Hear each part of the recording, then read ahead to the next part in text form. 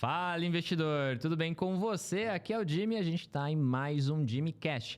Esse é o Jimmy Cash número... Você lembra? Acho que é 6. 6. Alguém fala aí o número que é o Jimmy Cash, eu também não sei, mas vai ter aqui na descrição do vídeo, provavelmente.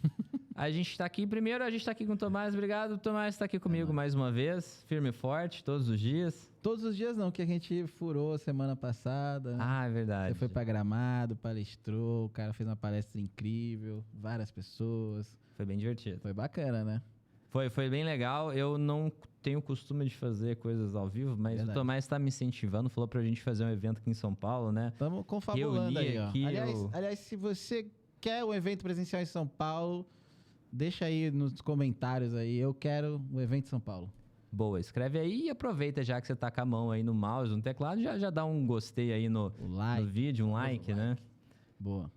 Hoje a gente tá com um convidado especial, um cara que é, basicamente, eu admiro, eu acho extraordinário o que o cara conseguiu até agora, a formação dele e o que ele faz, tá? Porque, sei lá, eu me identifico, acho bacana. Você curte, né? Eu curto. Então aqui... para apresentar nosso convidado, a gente está com o Gustavo, que é formado em administração pela FEA USP e também matemática aplicada computacional no IME USP. Você já começa por aí. Não está aqui na descrição, mas o cara fez CGA, fez CFA, e são basicamente as certificações mais difíceis do mercado financeiro. Então o cara é mega gabaritado. Em 2009, ele iniciou sua carreira na Rio Bravo Investimentos, tendo atuado como analista e, posteriormente, gestor do fundo quantitativo. É responsável pela gestão do fundo Claritas Quant desde 2018, quando ingressou na Principal Claritas. O Gustavo está integrado com a equipe quantitativa da Principal e a Principal, que gere mais de 50 bilhões de dólares e possui grande tradição em estratégias sistemáticas. Seja muito bem-vindo, Gustavo. E falou que era 60 bilhões, né? 50 lá. Já aumentou já, velho. Obrigado, Jimmy. Obrigado, Tomás. É um prazer estar aqui. Acho que é sempre interessante a gente conversar sobre esse tema de investimentos quantitativos. A gente sabe que é um tema que gera bastante dúvida e acho que bastante interesse das pessoas. Obrigado pelo convite para o podcast. Eu tô curioso, cara. Tô curioso. Primeiro que o rendimento do fundo é bacana. Eu postei lá no Instagram. Os caras batem com folga o CDI. E o que é interessante, eu acho que parte da audiência talvez não sabe o que é quant, o que é um fundo quantitativo. Começa traduzindo essas palavras pra gente. Legal, vamos lá. Eu acho que é a principal pergunta, de onde a gente tem que começar mesmo. Eu acho que, como eu gosto de definir quant, hoje em dia... qualquer investidor vai usar alguma ferramenta quantitativa, né? Então, seria alguma coisa meio difícil dizer se você simplesmente usa uma planilha de Excel, você está sendo quant, por exemplo, ou se você usa uma calculadora, ou em que momento que você define que uma estratégia passou a ser quantitativa versus tradicional ou discricionária, né? Então, o que a gente costuma gostar de dizer é que, numa gestão tradicional, o investidor ele vai... ele mesmo decidir o que comprar, o que vender, enquanto que na gestão quantitativa eu vou decidir quais modelos eu quero ter, quais regras de decisão eu quero ter, e aí uma vez que eu tenha decidido isso, eu vou seguir essas regras de uma forma sistemática e disciplinada. Então, basicamente, o que acontece é que nessa gestão quantitativa, a gente muda um pouco o momento de decisão do gestor, né? Sai do ativo final e passa para esse ponto dos modelos de decisão, né? Então tem um modelo, então a ferramenta determina os ativos e o gestor determina a ferramenta. De maneira muito simplificada seria assim. Eu acho que está perfeita a sua definição. Inclusive, eu acho que é interessante a gente chamar o quant de ferramenta, né? Porque é isso que é. Então, é um tipo diferente de ferramenta. E aí, você tem diversas ferramentas dentro desse escopo. Você tem estratégias que operam em praticamente todos os tipos de ativo, em diversas frequências. Então, você vai desde a estratégia de mais alta frequência, que não é exatamente o que a gente faz no Claritas Quant, até uma estratégia de mais baixa frequência. E o alta frequência que eu estou comentando, você chega a ter estratégias que precisam ter um computador na sala da bolsa porque a estratégia dele ia ser ruim se o sinal demorasse para chegar lá na ordem, né? Então, é a estratégia que depende aí do microsegundo. Então, é muito diferente do que eu faço, por exemplo, que é uma estratégia aí que acaba tendo um horizonte de meses, né? Cada estratégia, né? Então, são abordagens diferentes e também você tem, por exemplo, o que a gente faz estratégia em ações. Lá na Claritas a gente investe, o fundo Claritas Quant, ele é um fundo long short de ações brasileiras, mas a gente vê estratégias quantitativas em praticamente todos os mercados, né? A gente vê estratégias em futuros, a gente vê estratégias em commodities, a gente vê até em opções, que acho que é aí bastante do que vocês estão mais acostumados. Eu acho que é até interessante da gente comentar que muitas vezes quando você está operando opção, diria que na maior parte das vezes quem é a sua contraparte deve ser um market maker.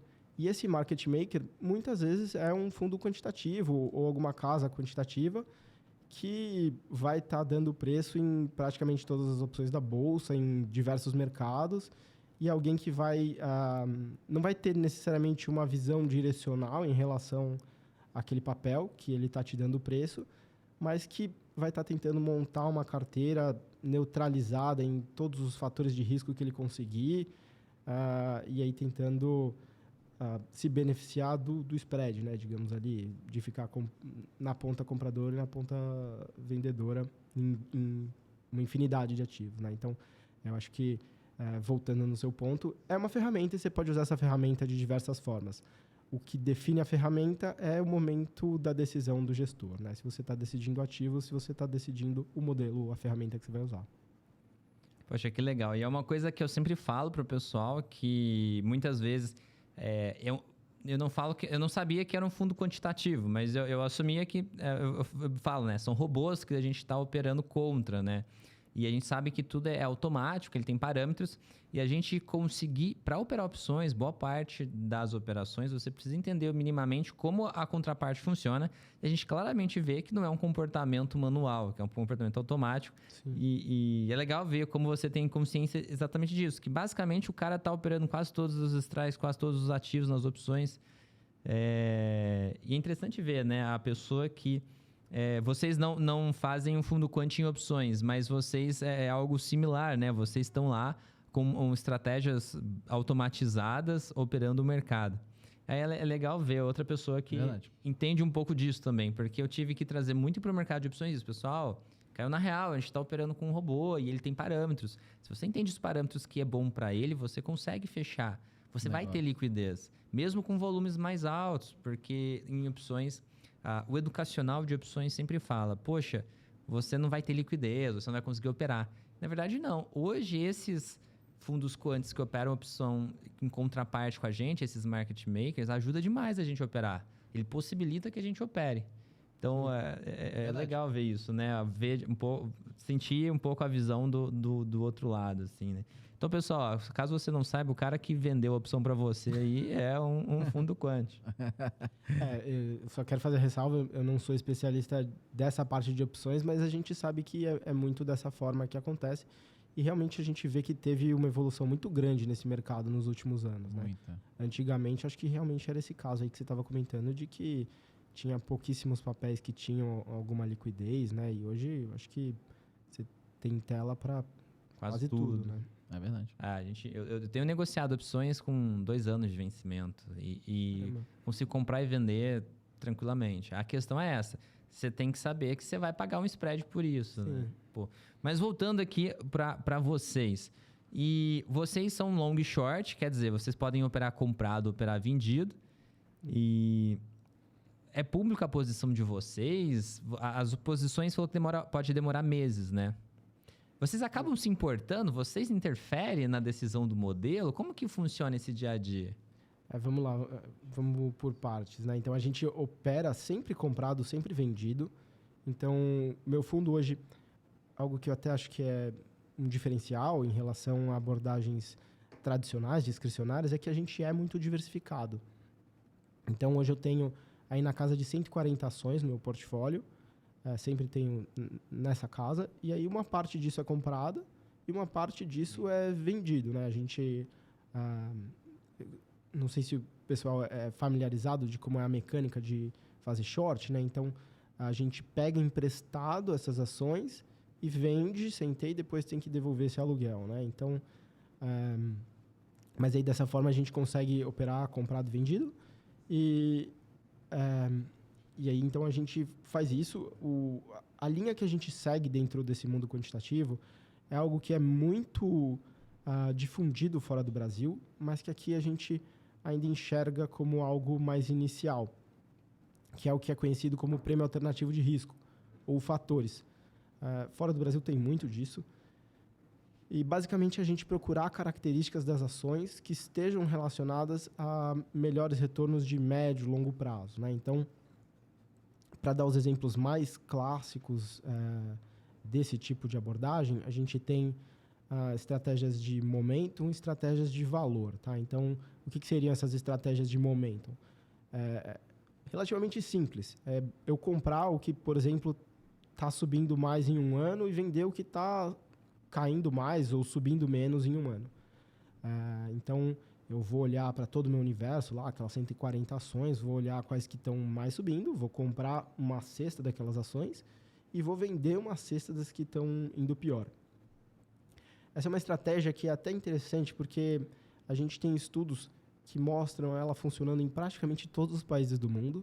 E nos Estados Unidos você tem estudos assim desde antes da crise de 29, mostrando que é uma estratégia que funcionou ao longo de muitos períodos, muitos países, né? Então é uma estratégia que a gente atribui muita robustez para ela e que é de fato um dos fatores que a gente usa dentro do nosso fundo, tá? E o outro fator que também é um dos mais clássicos aí da literatura é a estratégia de valor. Então, valor é a ideia de você comprar uma ação mais barata, ela deveria ter um retorno melhor do que uma ação mais cara. Parece intuitivo, mas aí a gente vai e testa e de fato é algo que funciona, né? Então, e também com estudos em diversos países, né? Os primeiros estudos de valor a gente vê sendo feitos lá no começo da década de 90 com pesquisadores que se chamam Fama e French. Então, eles mostraram que se você comprasse ações de menor relação entre preço e valor patrimonial, elas iam melhor do que ações de maior relação de preço e valor patrimonial. Principalmente se você dividisse isso também em relação ao tamanho da ação, né? Tendo aí também no estudo deles, até a gente pode comentar disso depois, para o Brasil a gente não vê tanto esse prêmio, mas se você dividisse também entre as maiores e as menores, e aí as menores acabavam tendo também algum prêmio, né? Então, para você estar investindo nas small caps, lá no estudo original deles também tinha aí um retorno adicional, né? Então, dentro dessa linha de fatores, prêmios alternativos de risco, é o que a gente trabalha.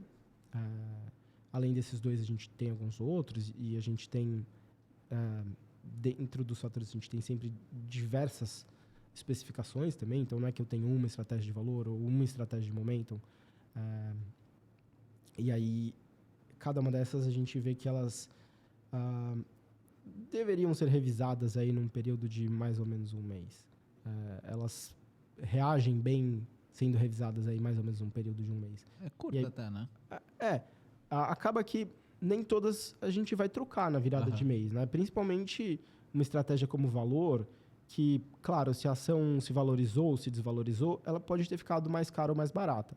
Mas o lucro dela, por exemplo, não vai ter mudado na maioria dos meses, né? A gente só vai ter uma informação nova de lucro quando ela soltar um novo resultado.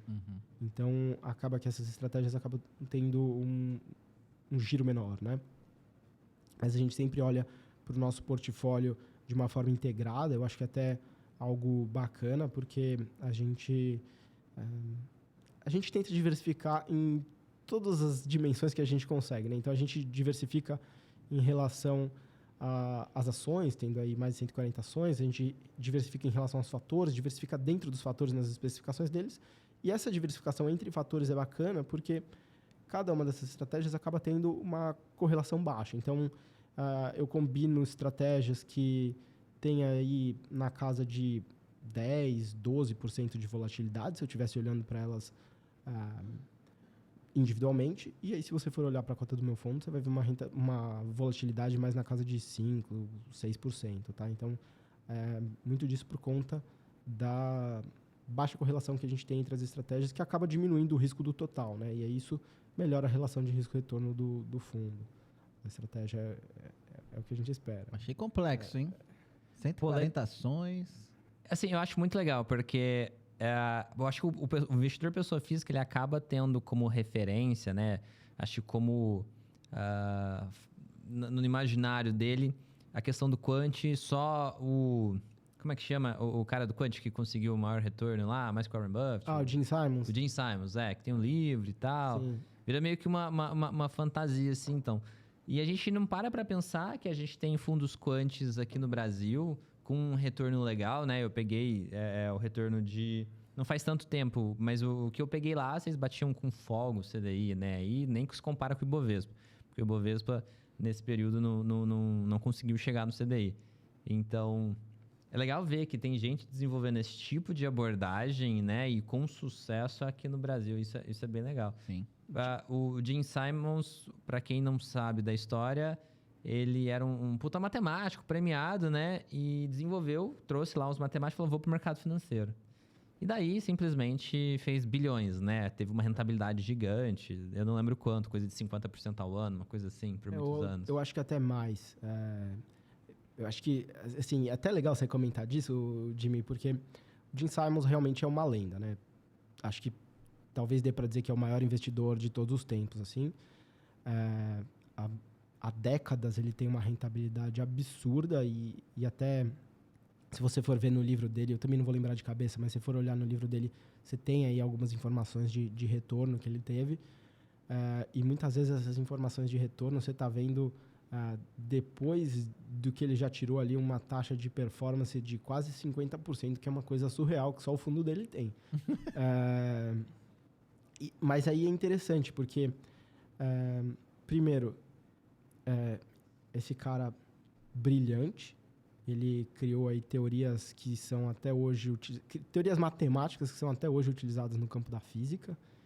Ele era um quebrador de códigos do governo, acho que americano, e aí depois decidiu ir para o mercado financeiro. É muito interessante o livro dele mesmo.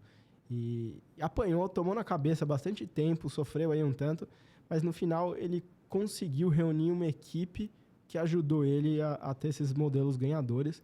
Mas é interessante porque essas estratégias deles têm uma capacidade limitada. Então, ninguém sabe o que eles fazem de fato, mas até onde se especula, eles tentam procurar as menores ineficiências que você tem ali no mercado, coisa de tentar identificar quem está entrando, quem está saindo, acompanhar esses fluxos e pegar as ineficiências, né? E assim, certamente eles têm milhares de estratégias, né? No mundo inteiro. Mas essa estratégia, como ela é muito dependente de pequenas ineficiências, ela tem um volume máximo de dinheiro que ela consegue comportar. Então, em um certo momento, ele começou a devolver o dinheiro dos investidores. E hoje, só tem dinheiro lá dentro quem é da própria empresa, quem é da Renaissance. Entendi. E aí, a Renaissance, ela tem uma parte de estratégias abertas, que são mais para investidores institucionais, e nessa parte de estratégias abertas, eles vão também para essa linha de fatores. Então, que é semelhante ao que a gente faz, né? Então, mostrando como isso é algo muito difundido no mundo. Claro, não dá para comparar a rentabilidade que ele tem no fundo próprio com essa rentabilidade de fatores. Mas, assim, também até uma comparação injusta, né? Estamos falando aí do provavelmente o melhor investidor do mundo. Mas, então, essa pessoa, ela escolhe na parte que ele precisa ter um maior tamanho, escolhe também ir por essa linha de fatores, tá? Acho que é algo que corrobora um pouquinho do que eu estava falando antes aqui, né? Sim. Que legal. E Eu tinha percebido isso, que ele tem, acho que, vários fundos, né? E só esse, que na época que eu tinha visto, era alguma coisa, tipo, era mega fechado e tal, cobrava super caro. E eu não sabia disso. Hoje em dia, ele já devolve... o dinheiro é a grana dele mesmo que tá lá. Deles e da equipe. E os outros fundos dele não conseguem fazer o que esse faz, né? Que ele tem, parece que, vários fundos e só esse que é o ponto fora da curva mesmo, assim, né? Eu acho que é uma limitação de volume, né? Porque senão legal essa informação. não funciona de acordo com determinado... A sua estratégia tem alguma coisa relacionada a isso, ao volume? Seu fundo hoje, né? O fundo que você está gerindo? Olha, tem uma limitação financeira? A gente, como eu comentei, é uma estratégia long short de ações brasileiras. Isso, claro, tem limitações de volume, né? A gente sabe que a liquidez aqui ainda está melhorando bastante comparado com outros mercados. Então, a nossa restrição seria parecida com de outros fundos long short. A gente, hoje, nessa estratégia, está aí na casa de 300 milhões de reais. A gente imagina que até por volta de R$1 bilhão, provavelmente seria confortável de rodar essa estratégia. Chegando mais perto desse volume, provavelmente a gente faria pelo menos uma pausa para acompanhar como as coisas estão rodando. Mas a limitação aqui seria mais parecida com de outros fundos long short, né? É diferente do que essa estratégia que o Jim Simons roda no fundo proprietário dele. E de qualquer forma, lá ele também tem, acho que, salvo engano, ele tem, acho que, aí perto de uma dezena de bilhões de reais, mesmo nesse Medallion, que é o fundo proprietário. Como vocês fizeram para decidir quais estratégias seriam as principais do fundo? Vocês testam, igual você falou, chega no volume financeiro, a gente para olhar. Então, quer dizer assim, a estratégia evolui? Como que é esse processo? Assim? Eu acho legal essa coisa interna de como que a coisa realmente funciona, assim. Deixa eu só me retificar, então, assim, o para olhar que eu estou dizendo seria provavelmente a gente para de receber dinheiro, né? Provavelmente fecharia o fundo para aportes, para acompanhar como fica essa rentabilidade, né? Mas, voltando na questão especificamente de como foi a escolha das estratégias, eu acho que esse é outro ponto interessante das estratégias quantitativas, né? É a possibilidade da gente testar como teria sido o passado. Então, até aqui no Brasil, a gente ainda tem a vantagem de poder contar com a experiência internacional. Então, muito do que eu faço de dia a dia é ler o que está sendo publicado de pesquisa ou de ideias que a gente tem ali e vou e testo nos dados que a gente tem. A gente tem uma base de dados das ações brasileiras, a gente ali desde o ano de 2000, sempre que a gente tem uma ideia, alguma hipótese, algo que a gente acha que pode fazer sentido, ou a gente leu algum artigo novo, a gente pode ir lá e testar e ver como é que teria funcionado aquela estratégia no Brasil e, principalmente, a gente pode ver como que ela teria funcionado junto com as outras coisas que a gente já faz. Então, na construção dessa estratégia inicial, a gente olhou os principais fatores, olhou como era a perspectiva de retorno de cada um deles e aí a gente foi vendo algumas combinações que fariam sentido dentro do que a gente queria ter aí de risco e retorno para o fundo, tá? Claro, isso é limitado pelo potencial das estratégias, né? Mas para chegar num patamar de risco que a gente achava adequado para o fundo, a gente via quanto a gente conseguia de retorno, né? Com o potencial que a gente via nessas estratégias. Bacana. Pô, que legal. Então, vocês conseguem fazer backtest para assumir qual o melhor caminho de andar ali, né? Exatamente. Qual estratégia a seguir. E aí, por exemplo, uma coisa que a gente já pensou muito a respeito, stops, por exemplo. É muito comum a gente ver as pessoas operando com stops, outros fundos operando com stop. E em diversos casos eu acho que faz bastante sentido você ter stops. Mas no caso da minha estratégia, a gente em algum momento se questionou, será que a gente deveria ter stop aqui? E aí a gente foi e testou. E testamos diversas configurações. E nas configurações que a gente testou, todas, a gente não via uma redução para esse fundo, né? Tem outros fundos da da Principal Claritas que usam stop, porque dentro da estratégia deles entende que funciona, né? Mas no meu caso do Quant, e a gente tendo o benefício de poder usar backtest, a gente pôde ir lá e ver que os stops, eles não reduziam o risco, não reduziam a volatilidade, não reduziam a perda máxima e diminuíam o retorno médio. Então, a gente falou, não está ajudando, está atrapalhando, então não vamos usar isso daqui. E aí, o que a gente opta por fazer é ter esse portfólio bem diversificado e ter limites máximos de tamanho de posição, de forma que nenhuma ação vá ser grande o suficiente para, se tiver algum evento, isso me machucar muito, né? Então, é um pouco a forma como a gente trata e a gente tem esse benefício de poder fazer backtest, né? Nessas 140 ações entra BDR? Hoje a gente não tem BDR.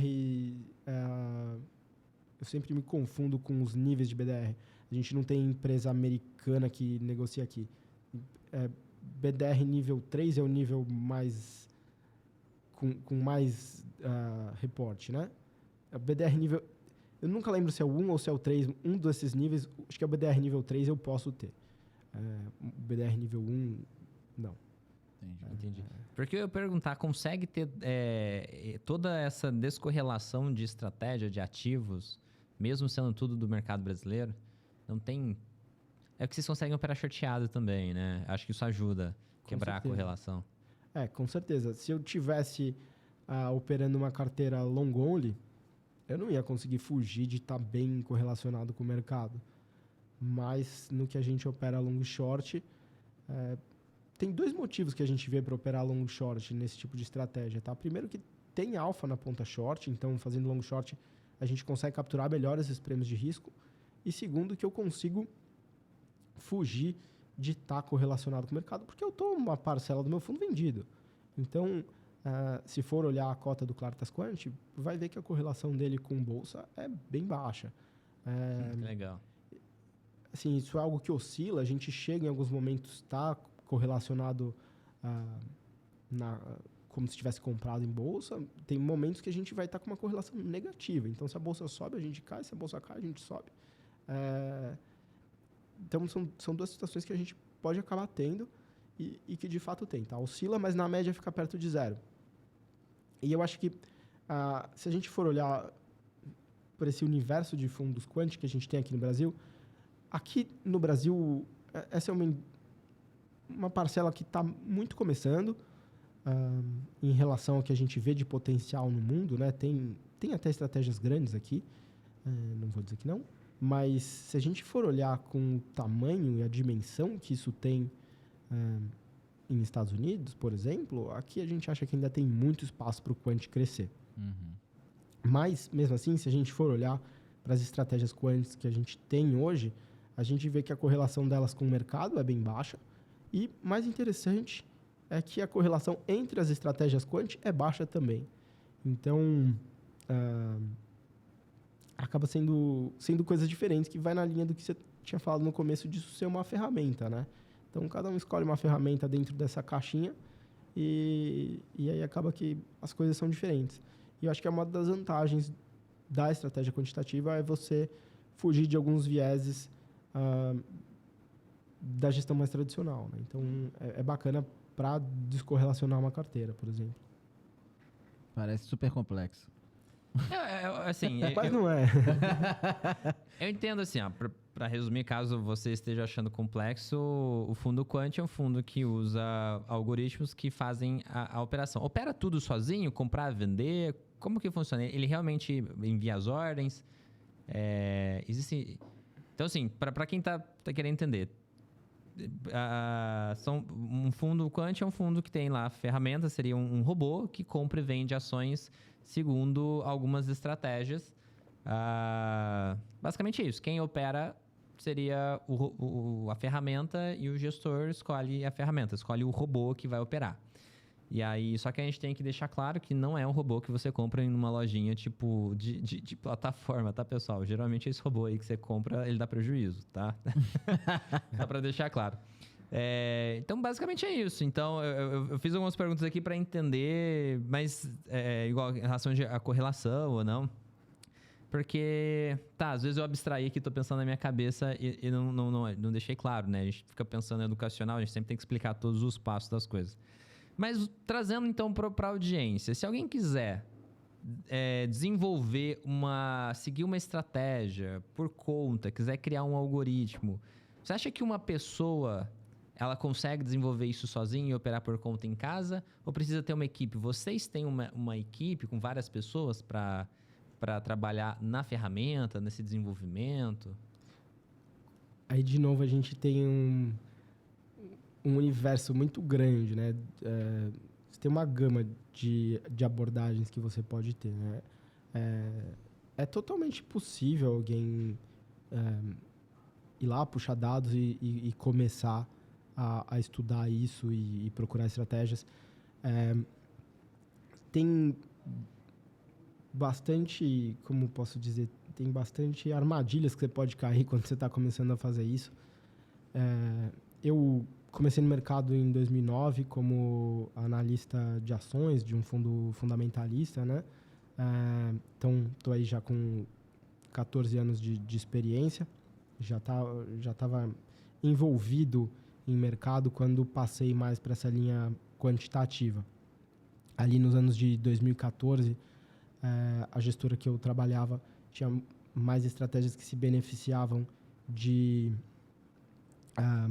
mercado positivo, e a gente estava numa época de bolsa ruim. Então, meu chefe, em um momento, virou para mim e falou assim: vou te destacar aqui para a gente tentar criar uma estratégia que possa ir bem no mercado ruim, de preferência uma estratégia quantitativa. E aí, nesse momento, eu fui pesquisar o que existia. Então, isso foi lá em 2014, estamos agora aqui em 2023, então estamos falando aí já de 9 anos de estratégia quant, né? Para mim.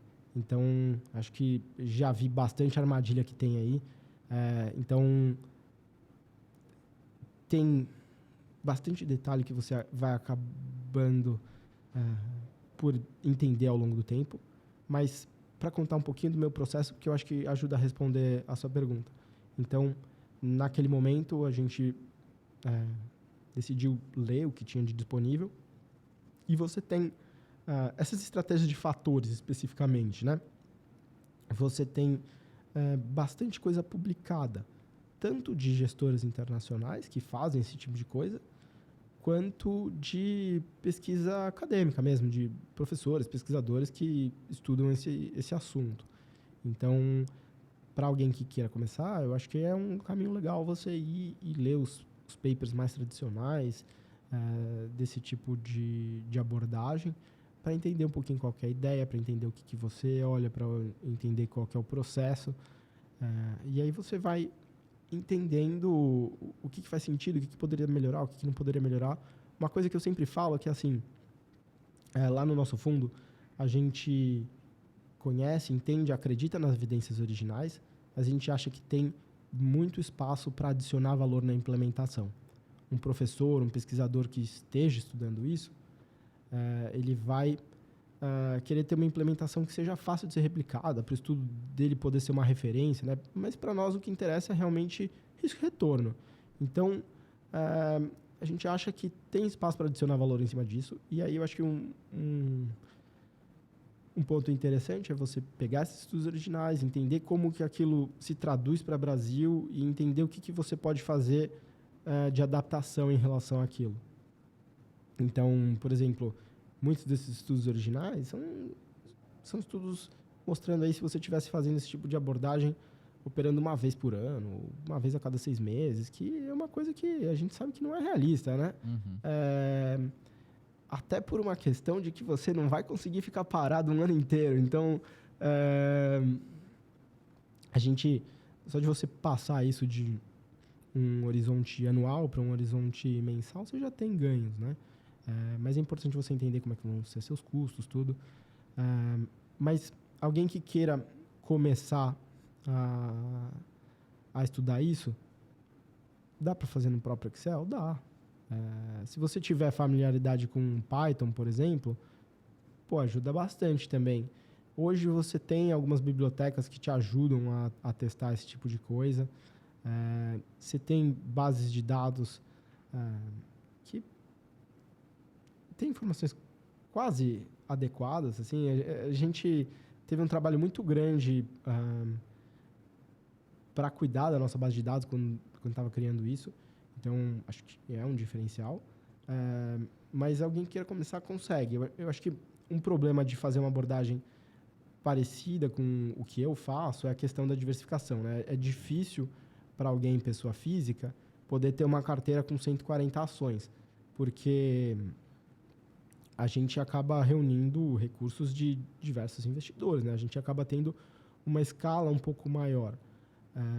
Se você for dividir ali o que você tem para investir e for dividir em 140 ações, quanto você vai colocar em cada ação? Fica difícil. E é importante você ter essa diversificação. Por outro lado, você tem outras estratégias, mais, por exemplo, de seguidoras de tendência, que o pessoal faz muito em juros ou em índice. E não é muito o que eu faço, mas eu sei, por conversa, que tem muitos dos outros fundos quant brasileiros que fazem esse tipo de abordagem. E também tem documento em relação a isso, principalmente se for ler aí literatura de CTAs, né, CTA, esse tipo de estratégia seguidora de tendência. E aí você pode fazer em juros, pode fazer em câmbio, pode fazer em índice, pode fazer em diversas coisas, que aí você acaba selecionando ali uma cesta menor de ativos e você consegue começar a brincar. Claro, tem que tomar bastante cuidado, tem que pensar qual vai ser seu custo de implementação, tem que saber dos riscos dessas estratégias, mas até é uma abordagem acho que muito bacana e que traz aprendizado para as pessoas, né? Legal. Então, a pessoa ela pode... A primeira coisa, ela tem que estudar, né? Com acho certeza. que não tem outro caminho na vida sem ser estudando, né? Então, ela vai, estuda vários papers, cria uma tese dela, onde ela mistura algumas estratégias e ela quer implementar. Então, é fundamental a pessoa aprender programação, porque, poxa, você quer fazer um robô para operar para você, né? Em palavras simples, você quer que um sistema opere para você, você tem que saber fazer o sistema. E aí, uma forma legal, como você disse, uma linguagem bacana para isso seria um Python, que hoje é super fácil de aprender, né? Sim. Quem for mais jovem aí, tiver disponível, não precisa ser jovem, mas quem tiver tempo aí, quiser dedicar, eu acho que é uma área que dá um retorno gigante, né? Uma coisa que vale a pena investir tempo e dedicação. Então, a pessoa vai lá, aprende Python, aprende uma estratégia.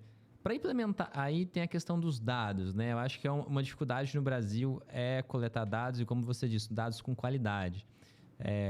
Vocês tiveram que tratar bastante os dados para conseguir uma informação de qualidade. Existe isso, pessoal. Quando você recebe, por exemplo, você vai pegar um dado na B3, na bolsa, muitas vezes vem um dado com uma qualidade muito ruim. O pessoal já ouviu falar isso. Existe uma reclamação aí no mercado. Se você for pegar um dado da B3, muitas vezes ele não vai estar ajustado por proventos, né? Faz toda a diferença. Isso aí. Então, aí já é uma primeira armadilha que você pode cair, né?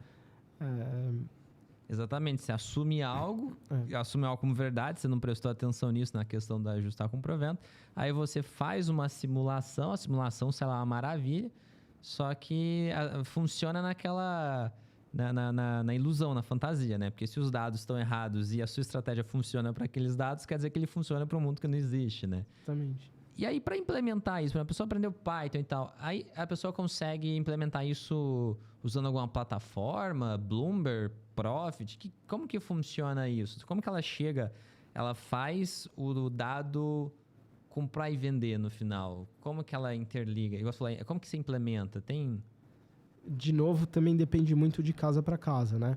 É claro que aquelas estratégias quant que eu comentei que são do microsegundo, claro que a ordem é disparada automaticamente, né? E mesmo algumas que são de alta frequência e que, ainda que não seja tão alta frequência, também vão ser disparadas automaticamente. No meu caso, a gente não dispara automaticamente, até por uma questão de gestão de risco. Então, toda vez que eu vou rebalancear minha carteira, eu vou gerar todas as posições que eu quero ter, vou gerar quais são as compras e vendas que eu preciso fazer para levar o que eu tenho hoje para o que eu quero ter, E aí até tem mais um diferencial da Claritas, que eu acho que é algo bem interessante. Lá a gente tem também estratégias long short tradicionais. Então, a Claritas, a gente acredita que tem o fundo long short mais antigo do mercado, aí, com mais de 20 anos, que é o Claritas Long Short. E aí eu posso me beneficiar dessa equipe tradicional. Então, a gente gera essa lista do que eu preciso fazer, compartilho com eles. E aí, se tiver alguma ação passando por algum evento, por exemplo, que aí os meus modelos pudessem não estar capturando, a gente pode até chegar ali e falar assim, opa, essa daqui não, porque tem um evento. Nunca é por conta do que eles acreditam em relação ao papel. A gente tenta não interferir nessa linha, e a gente tenta fazer isso o mínimo possível. Então, das 140 ações, sempre vai ser no máximo 1 ou 2 por mês, tá?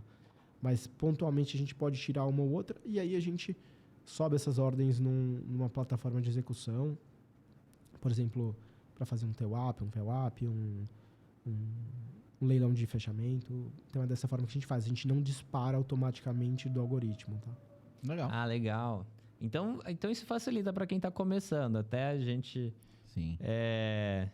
Tava fazendo propaganda de graça, que a gente estava conversando com o pessoal do Opelab hoje mais cedo, e eles falaram, nossa, a gente tem uma API aqui que quem tem um plano consegue usar a API e coletar nossos dados já tratados. Então, assim, olha como você que está começando, se quiser criar um teste, um algoritmo, alguma coisa do tipo, você consegue usar. O pessoal contratando o Opelab, isso é uma propaganda grátis, tá? Mas é porque eu achei interessante, ligou os pontos, né? Então, a pessoa consegue fazer isso, tentar desenvolver e testar suas próprias estratégias. Eu já vi umas brincadeiras dessa, viu? O pessoal usava o MetaTrader, né? Fazia uma estratégia de long short e batia banda de bola. Ele fazia essa estratégia muito em relação ao... Como é que fala? ON com PN... Tá ali no mesmo... Uma arbitragem? Uma arbitragem. E fazia long short em cima dela. E depois ele criou uma estratégia. Era muito baseado em banda de Bollinger e tal. E depois ele colocou isso através do Python. Usou o MetaTrader. E operava dessa forma. Ele fazia tudo sozinho. Ele só apertava o play lá e... Rodava, né? Rodava. Eu acho impressionante o MetaTrader que há muitos anos ele deixa o pequeno investidor operar lá. Também fazendo propaganda dessa plataforma. Que hoje em dia eu nem uso. Mas eu comecei no mercado há 12 anos atrás e era muito mais fácil abrir conta fora do que aqui dentro. E aí eu começo pelo, talvez o que era errado, né? Que era no Forex. E aí no Forex a plataforma era MetaTrader 4 na época e eu aprendi um pouco o MQL4, que é um C++ modificado para criar algoritmo, indicador, e eles chamam de Expert Advisors, né? Quem é que é o robozinho lá para operar? Mas é claro que não tem o mínimo pingo de sofisticação comparado aos caras do fundo, né? Que conseguem gerir, fazer estratégias tão consistentes por tanto tempo. E o que é legal do fundo? Tem um track record, né? Tem o histórico gravado. Ninguém pode discutir se você... Contra resultados não há argumentos. Perfeito. Contra resultados não há argumento. Isso que é legal. E como os caras, ou como vocês têm. Mas que legal, eu falei isso porque eu sempre tive curiosidade, assim, como que faz, né? Como que funciona esse processo por dentro? Porque eu brinquei com isso lá atrás, depois eu abri mão, hoje eu opero opções, meus prazos são longos, então eu faço, eu vou lá, paro, penso, uso minhas estratégias e aperto os botões. Mas eu acho que vai chegar num ponto onde a tendência são fundos quantes, o que vocês fazem está na vanguarda, vocês têm retorno, e tem uma tomada de decisão automática, né? E isso é fantástico, porque a pessoa, no fim, eu acho que ela sempre... Difícil bater o robô. Ela acaba tendo vieses emocionais e psicológicos que atrapalham, né? Ela, às vezes, sei lá, ela tem 1000 fatores influenciando o ser humano para ele não ser uma boa máquina de tomada de decisão, né? E já a máquina, ela só serve para aquilo. Então, é realmente fantástico, eu acho muito legal. Eu acho que esse ponto que você comentou de vieses é interessante, porque algumas das explicações de por que esses fatores existem estão ligadas com vieses comportamentais, né? Então, tem uma coisa que chamam de disposition effect, que é aquela ideia, assim, que imagino que vocês vão entender do que eu estou falando. Uma pessoa que tem aí uma carteira de 5 ações, por exemplo, ela precisa fazer um caixa. Ela provavelmente vai vender a ação que subiu mais, né? Com certeza. É muito difícil que ela venda a que subiu menos. E aí, no que diversas pessoas fazem esse tipo de abordagem, o que acontece? A ação que está subindo mais, ela vai ser mais vendida por quem está com esse viés aí do disposition effect. Que legal. E aí, ela não sobe quanto ela deveria subir. O que isso acontece? Te dá combustível para o fenômeno de momento que eu estava te falando. É uma das explicações de por que momentum existiria, né? Uhum. Então, essa questão do viés comportamental está muito ligada com essa ideia de quant, né? Que eu acho que é algo interessante. Eu acho que quant é algo... Pô, eu acredito muito, eu estou nisso, como eu comentei já há 9 anos. Mas eu acho que é até complementar a gestão tradicional, né? É algo diferente. Eu acho que isso é exemplificado para a gente ver que esses fundos têm um comportamento diferente dos outros multimercados, por exemplo, né? Muitas vezes os fundos quant se enquadram aí em multimercado. Então, a gente vê que é diferente dos outros e acho que é legal. Você não sofre um pouco com isso, né? Porque acho que a maior dificuldade do gestor é quando rola né, a emoção, né? O seu cliente, eu sou seu cliente hoje, vamos lá. Aliás, fazer a propaganda aqui, né? Eu sou seu cliente, né? Tô aqui na OTM e assisti você investir 100 mil reais no fundo quântico. E aí, não sei, começou a dar problema. Para mim, eu olho lá, passou 3, 4 meses, o negócio não andou como eu achei que ia andar e esse cara começa a sacar o dinheiro. Essa coisa do sacar, né? Na teoria, é como se eu estivesse vendendo uma ação, que foi o exemplo que você deu agora, o momento, né? Isso não afeta vocês de alguma forma, né? A estratégia? Imagina que, sei lá, 10% resolveu liquidar, né? Pandemia, a gente teve esse problema, né? Vários fundos tiveram saques loucura de um dia para o outro, assim, né? Como é que funciona isso para você? Porque acaba atrapalhando, não? Ou estou enganado? Olha, é sempre ruim do ponto de vista de gestão quando a gente está tendo saques, né? A gente sempre quer ter um retorno bom e consistente para atrair, não que o capital vá embora. Mas essas estratégias, é inevitável, elas... eu acredito muito nelas no médio e longo prazo. Uhum. Curto prazo vai acabar tendo alguns períodos mais difíceis e é normal que... É D30 o fundo, não? O fundo é D15. D15. Então, mas os saques não são exatamente um problema, porque, de novo, como é uma posição muito diversificada, não tem nenhuma posição lá dentro que tenha mais do que 3%. Isso é uma regra que a gente se coloca. Legal. Então, se eu precisar liquidar uma parte do fundo, eu não vou cair nesse viés de vender o que foi bem. Eu vou tirar proporcional. Então, digamos que eu tive saque aí de 10% do patrimônio do fundo. A gente vai tirar proporcionalmente em todos os papéis para manter a posição adequada no que a gente gostaria de ter. Isso é algo que é pacífico. Não afeta a estratégia, né? Tipo, do fundo. Legal. Legal. É legal saber, né? Porque a psicologia do investidor que está, né? Eu estou investindo, você está gerindo, tem um pouco disso também, né? Sim. Tem, e assim, a gente vê que alguns outros fundos que têm posições diferentes, estratégias diferentes, que estão, por exemplo, muito posicionados no ativo. Sei lá, às vezes o fundo é muito grande, ele até tem um impacto no preço do ativo, o fato dele receber saque, ele sofre, né? É uma estratégia tão pulverizada, tão diversificada assim, eu imagino, né, que não deve impactar tanto. Para dar uma ideia para vocês, né? A gente gira mais ou menos 40% do nosso patrimônio todo mês. Caraca, que legal. Então, não é 10% de resgate, por exemplo, que vai impactar muito no nosso volume de giro. Então, esse ponto especificamente, acho que não enxergo como um risco tão relevante. Nesse fundo atual, você está há quanto tempo? Nesse fundo, 2018, desde dezembro de 2018. Na verdade, eu vim para Principal Claritas em setembro de 2018. Passei ali alguns meses construindo tudo que eu tinha de código. Foi algo interessante porque eu estava trazendo a minha experiência quant, mas pude me aproveitar muito da experiência de gestão long short que existia dentro da Claritas.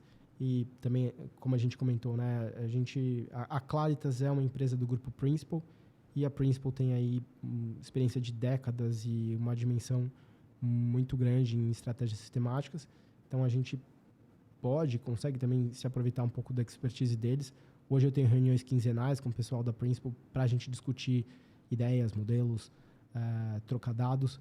Então, quando eu vim, foi uma questão de unir essas diferentes fontes de experiência, construir, e aí a gente lançou o fundo em dezembro de 18. Então, o fundo está rodando aí há 4 anos e meio, praticamente.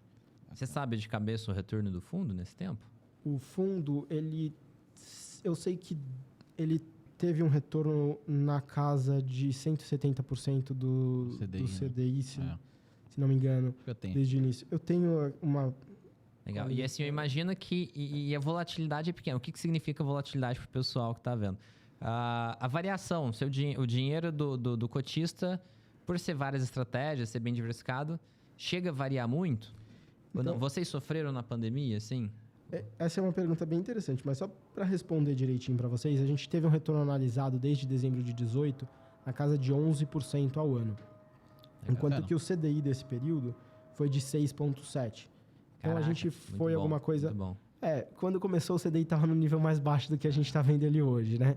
Mas então, nesse período a gente conseguiu aí mostrar um retorno como CDI mais 4 e pouco. E aí a gente tem essa volatilidade na casa de 5%, tá? Nesse período também. Falando É bem pouco, né? É relativamente pouco. Eu não sei quanto que é a minha carteira, mas eu tenho certeza que a volatilidade é bem maior. A volatilidade de bolsa, por exemplo, se você tiver comprado em bolsa, vai ser alguma coisa na casa de 20%, tá? Opções aí depende muito de como você vai gerir, pode ser uma loucura. Um pouquinho mais. Exatamente. Não é tão mais assim, não, mas acho que eu preciso fazer as contas, mas é um pouco mais que o normal na bolsa. Então, mas essa volatilidade de 5% já é suficiente para você ter seus altos e baixos, né? Por isso que é importante de pensar como algo mais de médio e longo prazo para tentar passar os diversos ciclos, né? Falando especificamente de pandemia que vocês perguntaram, até é algo interessante para exemplificar. A gente começou o mês de março de 20, que foi o início lá da crise do Covid, com uma posição grande, mas bem equilibrada. Então, a gente passou esse mês com uma queda de, salvo engano, 0,01%, que até comparando com diversos outros fundos e o mercado, acho que foi algo bastante satisfatório. Eu achei extraordinário. Tipo, pelo que eu vi, acompanhar. E aí, no que aconteceu, aquela explosão de volatilidade, e aí, de novo, você falou de vol, eu acho que é legal a gente falar uma outra métrica, que é mais tangível para as pessoas. Então, a gente veio ali, até eu fiz essa conta para poder exemplificar melhor, né? Então, ao longo de 2019, se você olhasse uma ação qualquer, num dia qualquer, o normal dela era subir ou cair alguma coisa como 1,4%. Aí você chegou ali em março de 20, o normal de uma ação qualquer, num dia qualquer, era subir ou cair alguma coisa como 5%. Então, você pensar numa ação subindo 1,4%, alguma coisa assim, é normal, né? Uhum. Mas você pensar que todo dia a ação ia ou subir ou cair 5%, é uma loucura, né? Então, realmente, março de 20 foi algo que mudou muito o mercado. Uhum. E aí, isso acaba tirando um pouco da referência para os modelos. Então, no que a gente fez a revisão da nossa carteira em março de 20, todos os meus modelos de gestão de risco me mandaram reduzir muito minha posição. Então, eu fiquei com uma posição minúscula, não por decisão minha. Uhum. Até enquanto gestor, eu posso te dizer que assim, é desconfortável você ver seu fundo não acontecendo praticamente nada com ele ao longo de uns 6 meses, que foi o que aconteceu no nosso caso. Mas por uma questão de disciplina, a gente obedeceu, seguiu, e aí a gente ficou com essa vol super baixinha por uns 6 meses, por conta dos modelos de gestão de risco estarem mandando a gente baixar o que a gente estava fazendo, tá? E aí foi essa forma que a gente passou a pandemia. Segue muito racional, né? Tipo, o emocional é zero, né? O emocional sempre tem, né? Mas assim, do tipo, seguir 6 meses com uma posição baixa, milhões e milhões de reais na mão, investidores investindo cada vez mais. Mas mandou bem, né? Porque a pandemia foi uma época mega caótica, onde alguns fundos chegaram a fechar, não foi? Teve fundo quebrando. Fundo operando alavancado aí, que até fundo famoso, né? Que o pessoal celebrava, tudo aí. Chega... caiu, sei lá quantos por cento, 30, 40% a bolsa. A galera saiu resgatando, né? E aí, fundo alavancado 2 vezes, caiu o dobro. E ainda com resgate. Acabou, matou o fundo. Sim. Né? Caraca, Vi vocês vários estão de fundos. parabéns. Eu na acho muito época. legal isso. Acho que as pessoas deviam dar mais atenção para fundo quant. Pega o histórico, diversifica pelo menos, coloca um pouco para ele visualizar, porque é uma outra forma de operar. É uma forma, assim, na minha visão, eu acho que o mercado funciona diferente quando você está seguindo esse tipo de estratégia. E quando ele está por conta, ele nunca vai seguir essa estratégia. O cara nunca vai seguir algo com uma vol baixinha dessa. Ou ele vai para renda fixa, aí na renda fixa ele vai ter um retorno bem menor. Então, eu acho que se ele for considerar alguma coisa intermediária entre uma renda fixa e algo muito agressivo, algo muito maluco, considerar um fundo desse, né? Que você Eu consegue achei ter muito interessante. pouca volatilidade. Pô, 5% para mim é algo bem suave. E um retorno muito bom, um retorno muito bacana. E como que faz para investir no seu fundo? Pô, hoje eu quero colocar, gostei. Qual o valor mínimo? Eu preciso ser investidor qualificado? Como eu faço para acessar e aplicar no Clarita... como é que Claritas Quant. Fala direito, senão o marketing vai ficar bravo. Claritas Quant. Como eu faço para colocar dinheiro no Claritas Quant? Boa. Então, não precisa ser investidor qualificado. A gente está disponível em praticamente todas as plataformas.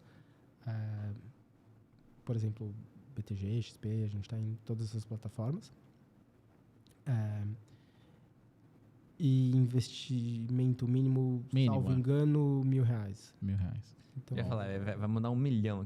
Investimento mínimo 1 milhão. de Qualquer boa. um investe. R$1.000, não, legal. R$1.000 é ok, mano. Com Acessível. D15, tá super acessível. Super acessível. Super acessível. Então você pode, ou você fala com o seu assessor do ATM e ele faz isso por você, ou você pode pegar o seu aplicativo da sua corretora, N corretora, e procurar por Principal.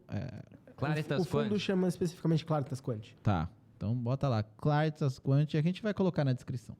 Legal. Boa, vamos colocar na descrição. E aí você pode ir lá e aplicar através do seu aplicativo. Hoje isso facilitou muito, né? Com certeza. A galera aplicar no fundo. Achei. Fica sempre estranho falar aplicar no fundo, né? Então É, eu falei, eu não vou gosto, é aplicar no verdade. fundo, Gustavo. Aí desista. Fundo Claritas Quant, o dinheiro. É. Não, a gente usa a palavra colocar, fundo, não. Quanto fica meu ruim. pai faz de piada comigo nesse tipo de coisa. Né? Sempre tem o tiozão, né? Ei, vou colocar no seu O problema fundo. é que eu sou o tiozão, né? Eu sempre tô nas piadas sem graça. Eu já tô velho, pessoal.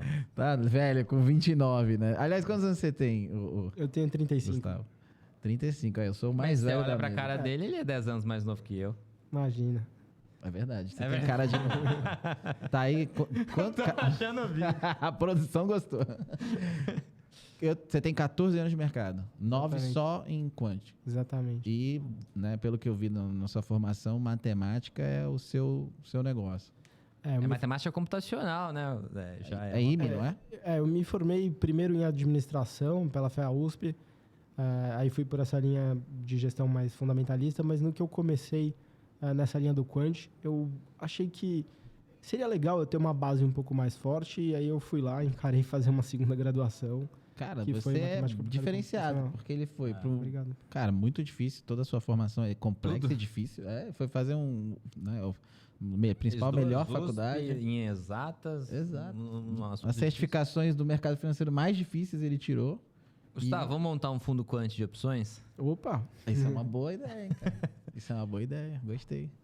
Vamos conversar aí depois. Como é que, então, assim, seria legal, então, seguindo esse princípio que você ensinou pra gente, buscar estudos pra gente achar princípios onde a gente teria vantagens, onde a gente pode ter ganhos acima da média, e depois ir atrás pra executar isso. Sabe qual a grande dificuldade de uma estratégia em opções, Jimmy? É a informação. Porque... Você não consegue ter informação, fazer backtest e desenvolver um robô em cima Exatamente. disso. Então, assim, primeiro que o mercado de opções se desenvolveu faz menos tempo. Então, eu teria históricos mais curtos, né? O que eu costumo olhar desde o ano de 2000. Caraca, 23 anos de dados. Se eu for olhar opção, eu não vou conseguir olhar desde 2000. Vocês sabem disso. Sim. E aí, a outra questão é assim, como você tem... a opção, ela opera muito em... Os market makers, eles estão muito olhando volatilidade, né? E muitas vezes eles vão te dar um preço que primeiro reflete o à vista, e aí eu não sei a hora que saiu aquele negócio. Então, eu sempre preciso estar pensando naquele... Como é que foi o preço? Eu posso ver o histórico do que foi executado das opções, mas eu não sei como é que aquilo... Qual que seria a volatilidade implícita em relação àquilo. Eu não sei como é que seria exatamente em relação a todos os strikes, como é que seria em relação a todos os vencimentos. Então, eu teria muita dificuldade aqui para o mercado brasileiro de montar uma superfície de volatilidade razoável para uma quantidade boa de ativos e montar uma estratégia em cima disso. Acredito que tem oportunidade para quem conseguir montar essa estratégia, tá? Mas a gente tem é muito difícil de você conseguir testar alguma coisa em cima disso. É um dos motivos da gente nunca ter explorado esse tipo de coisa. Tá? A complexidade do trabalho aumenta bastante, né? Aumenta bastante. É igual você disse, o ideal seria você ter a cotação do ativo dentro... Você tem que ver o horário para você comparar você tem que ver o horário do negócio da opção para ver o valor do ativo. E enquanto você faz um backtest num ativo que aí é um valor só por todo o tempo, nas opções teria lá, Petro tem, sei lá, 24, 25 grades, vencimentos diferentes, e cada um ali vai ter, se você jogar uma média, sei lá, de 10 strikes, tem vencimento, tem muito mais que 10 strikes, você já ficou algo, fica 200, um ativo vira 200, 300, Exatamente. sei lá, uma coisa... Então, virar algo descomunal. Mas é o que você disse. Como não como é muito difícil, né? Eu sempre acho que o difícil é onde tem mais oportunidade. Mas é isso. Se alguém aí tiver em casa, quiser começar a trabalhar com isso... Tem que ter, acho que tem que ter um supercomputador. Já começa por aí. Oportunidade e... Eu acho que nem é a questão de processamento. O computador encara bem essas coisas. O difícil é realmente você conseguir montar os dados limpos do jeito que você deveria ter. Entendi. Você poder confiar na sua informação. Concordo com você que muitas vezes onde tem dificuldade, tem oportunidade. É um desafio bacana. É um desafio bacana, né? Nos Estados Unidos é muito mais fácil, né? Lá a gente consegue cotar, primeiro, de mais tempo. Você consegue muitos dados grátis nos Estados Unidos, né? Da bolsa. Aqui tudo é pago e mesmo pago parece que vem bem de um ruim. jeito esquisito. Mesmo lá eu acho que é difícil, tá? Mesmo lá é difícil. Pelo que eu leio, não acho que é trivial, não. É trivial, né? Mas, de novo, é bacana. Interessante. Então, pessoal, criem aí, me chamem para ser sócio. De preferência que eu não tenha que pagar. Isso é brincadeira. Muito bom. Mais alguma pergunta? Cara, pra mim, tudo é muito complexo. Eu sou um cara da simplicidade. Eu gosto do preto no branco, mais um é dois, entendeu? E vocês conversando e falando de como é um processo quântico de análise e o robô já fica ali do lado da bolsa e eu ganho, às vezes, milissegundos para fazer uma operação que o robô vai fazer automaticamente de acordo com uma fórmula que eu criei através de uma estratégia com N backtests e análises para que aquilo rode. Acho tudo muito complexo, até para o investidor, pessoa física. Graças a Deus, existem pessoas como vocês que criam fundos para isso, né? E eu acho que é um outro viés de investimento. Acho que se o investidor, né, que está ouvindo a gente e gosta de diversificar sua carteira, né? A gente já teve outros gestores aqui e é legal esse papo que são visões de investimentos diferentes e que o cara tá ali no final comprando Petrobras e vendendo Petrobras. Entendeu? Né? Ou Cirela, né? Tivemos aqui um gestor que o viés dele era atuante nas assembleias. É a Gafisa. É a Gafisa, né? Eu sempre falo errado. Cirela, Gafisa. Você confundiu o Cirela por causa da festa da Ivete Sangalo. Pode ser, verdade, verdade. E aí, o que acontece? Tipo, olha que interessante, né?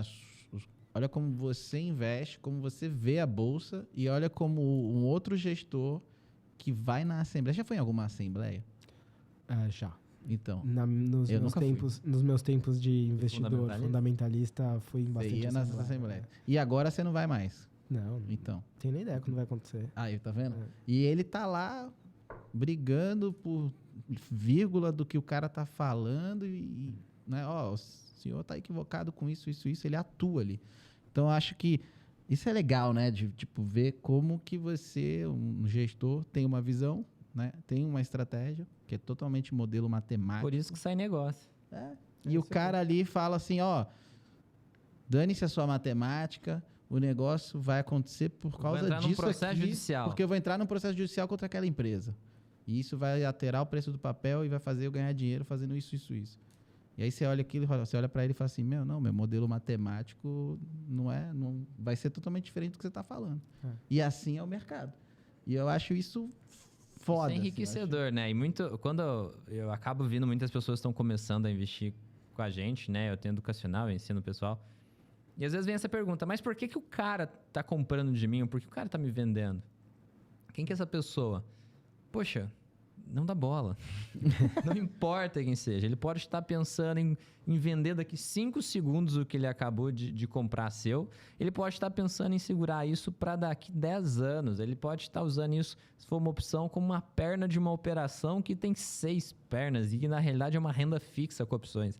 Então, assim, desencana, pensa na sua estratégia e tenta desenvolver a partir daí. Né? Mas é legal ver isso, Porque assim. essa fala essa palavra, pluralidade é muito legal, realmente. É diferente, né? Tipo, a gente tem essa oportunidade de poder trazer gestores do Brasil inteiro. A gente teve um gestor de Pernambuco, né? Que tem um fundo desde 97.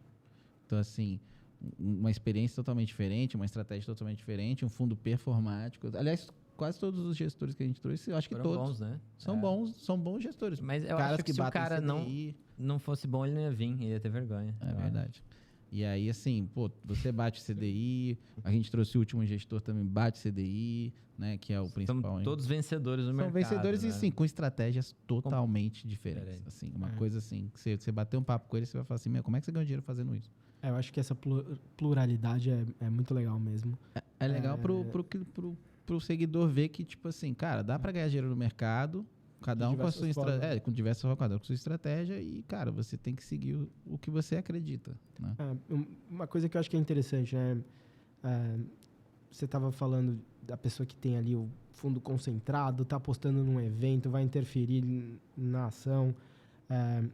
Dentro da própria Claritas, a gente tem estratégias fundamentalistas, long only, long short, que tem abordagens que vão muito mais profundamente na empresa, tem estratégias que são mais concentradas. Então, dentro da própria casa, a gente vê pluralidade.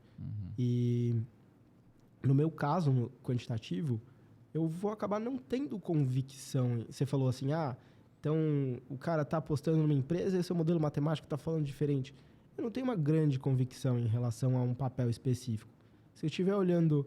Se eu pegar e destacar uma empresa por conta de algum modelo específico, a chance de eu acertar ou errar não é super alta. Para mim, se eu tenho 140 ações, se eu acertar 80 e errar 60, tá maravilhoso. Sim. Eu não preciso acertar 130. A gente... É mais legal e mais consistente você acertar muitas apostas pequenas do que acertar algumas apostas grandes, né? Que é um pouco o que a gente acaba buscando. Uma variação estatística, né? Me parece que o risco é menor, parece. Na prática a gente vê o fato da volatilidade do fundo dele ser pequena, né? Muito legal, cara. Parabéns aí, velho. Obrigado. Você tem alguma mensagem aí pra você mandar pra nossa audiência? Uma mensagem final? Invista no nosso... Não, acho que, de novo, eu queria agradecer vocês por essa oportunidade. Eu acho que sempre que a gente tem a possibilidade de desmistificar um pouco o que é um fundo quantitativo, poder mostrar que não é uma caixa preta, que não é só alta frequência, que tem alguém por trás pensando, que tem alguma lógica, que a gente falar o que a gente está fazendo, né? E falar que isso é um grande universo. Acho que é sempre algo muito rico. Mostrar que sim, tem complexidade, mas não é um bicho de 7 cabeças. E aí, na sua mensagem também, né, Jimmy? Caso tenha interesse no fundo, podem procurar na maior parte das plataformas. Se quiserem mais informações, tem as redes sociais da Principal Claritas. A gente está no Instagram e YouTube como Principal Claritas e tem o próprio site da gestora, que é www.claritas.com.br. Lá tem informação de todos os fundos, tem carta mensal, tem gravação com os gestores. Todo mês a gente fala um pouquinho como é que foi cada uma das estratégias, por que se comportou bem ou mal, o que foi bem, o que foi mal. Então, acho que para quem se interessar, lá tem bastante mais material. Muito legal, muito legal. Eu tenho uma última pergunta. Claro. A gente não fala muito, a gente fala muito aqui de política, né? Política monetária, né? A gente fala, né? O Campos aí, Neto, tá em pauta aí em quase todas as mídias, né? Aliás, ontem eu acho que ele fez um ao vivo ali no Senado respondendo e foi até meio vergonhoso que os políticos fizeram... Um ali pegou uma lousa e queria ensinar ele Virou piada, né? juros, tipo... Pô, se a gente usasse os juros americanos, o cara é muito doido, velho. Tipo, meio vergonhoso até. O Campos Neto, ele deve sair daquilo e falar, mano, que loucura que é isso, né? E isso afeta, de alguma forma, né, a política monetária, uma notícia bombástica, uma alteração de juros na sua estratégia ali? Claro que afeta. Se eu tiver mais comprado ou mais vendido, tiver alguma notícia que vai subir, faz cair, eu vou ir com a maré, né? Uhum. Mas eu acho que a melhor parte de ser um investidor quant é que eu não preciso ter visão em relação a isso. Então, eu sigo o que o modelo está me mandando. Então, em alguns momentos, a gente vê a estratégia um pouco mais comprada, às vezes a gente vê um pouco mais vendida. Hoje, o fundo, ele apesar de estar um pouquinho comprado, ele está com um beta praticamente zerado. Então, a gente está com uma posição que deveria ser relativamente independente do mercado De direção. e bem ou mal em termos de direção. Né? Então você não fica na expectativa da Selic cair? Não. Da hora, né? É bem legal. É que a gente está falando de abordagens, né? O sistema funciona de tal forma que você anula variáveis, né? É uma forma de operar completamente diferente. Isso Achei é muito bem legal. Muito bom. Porra, parabéns aí, cara. Então, Obrigado. pessoal, dá uma olhada no histórico do fundo, vê a rentabilidade e separa o dinheiro para colocar no Claritas Quant. Gustavo, muito obrigado, cara. Uma aula aqui. Eu tinha curiosidade genuína de tudo que eu perguntei aqui. Você já mexeu com computação, programação? Nós vamos ter nosso fundo Quant ainda de opções. Eu vou conversar Ele com o gosta. Gustavo aqui no offline e a gente vai montar aqui, ó, OTM junto com a Claritas Quant. Gostei. É. Isso aí. Bacana, muito bom, cara. Parabéns aí. Sucesso. Obrigado. Achei genial, achei foda, achei diferente, né? Vou botar um dinheiro lá. Parabéns aí. Boa, Obrigado. obrigado, Gustavo, por ter aceitado o nosso convite. As portas estão abertas aí, sempre que precisar, estamos à disposição. Obrigado, Tomás, por estar aqui comigo mais um dia. Pessoal, obrigado por estar com a gente. Se você quiser entrar na lista de espera da UTM, quando tiver disponibilidade, a gente te atende ou não. Brincadeira. Tem a lista de espera, vou deixar o link na descrição, clica aí, vem para a UTM e investe, diversifica, Boa. coloca num fundo rentável e com risco baixo, né? Com uma vol baixa, como o Claritas Quant aí. Pessoal, obrigado por estar aqui comigo até agora, um grande abraço e até o próximo vídeo ou podcast, onde você me achar. Boa.